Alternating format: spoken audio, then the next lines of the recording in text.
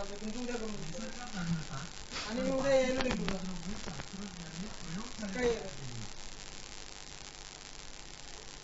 MSCB साठी जे काम आहे आमचं इथे मीटर काय केलं आज काढून घेऊन गेलं हा ते मी इथं सेंटरला यायच्या अगोदरच 2 वर्षापूर्वी स्कूटर आहे स्कूटर 2 वर्षापूर्वी तो पडायचा त्या मूलद्रव्याला प्राप्त झालेले गुणधर्म यावरच अवलंबून असतात. अणू आपल्या डोळ्यांना दिसत नाहीत, पण कोट्यवधी अणू एकत्र आले की त्यांचं एकूण आकारमान डोळ्यांना दिसण्या इतपत मोठं होतं. हवेत ऑक्सिजन आणि नायट्रोजन ही मूलद्रव्य वायुरूपात असतात हे तुम्ही शिकला आहात. ऑक्सिजनचे 2 अणू जोडले जाऊन स्वतंत्र अस्तित्व असणारा एक घटक हवेत आढळतो. त्याला ऑक्सिजनचा रेणू म्हणतात. हायड्रोजन, फ्लोरीन, क्लोरीन यांसारखी मूलद्रव्ये ऑक्सिजन प्रमाणेच रेणू स्वरूपात आढळतात. मूलद्रव्यांचं वर्गीकरण प्रामुख्याने धातू आणि अधातू या 2 गटात करतात.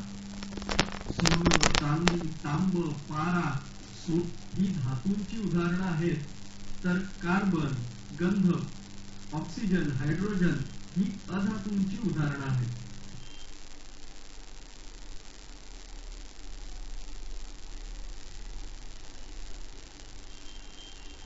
संयुगे पाणी, मीठ, साखर, धुण्याचा सोडा हे पदार्थ आपल्या रोजच्या वापरातले आहेत. साखरेला उष्णता दिली की काय होतं? साखर प्रथम वितळते, त्यातून वाफ बाहेर पडते आणि मग काळ्या रंगाचा पदार्थ शिल्लक राहतो. हे तुम्ही मागील इयत्तेत शिकला आहात. हा काळा पदार्थ म्हणजे कार्बन होय.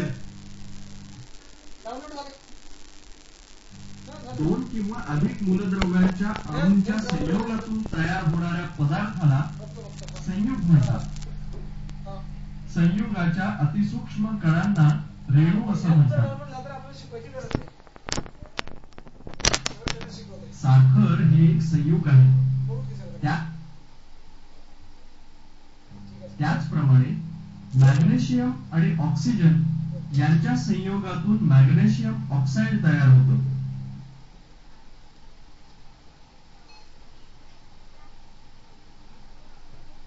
हे करून पहा. मॅग्नेशियमच्या भिंतीचा एक तुकडा घ्या. तिचं एक टोक चिमट्यात धरा आणि दुसरं टोक ज्योतीवर पेटवा. मॅग्नेशियम हवेत प्रखरतेने जळतं.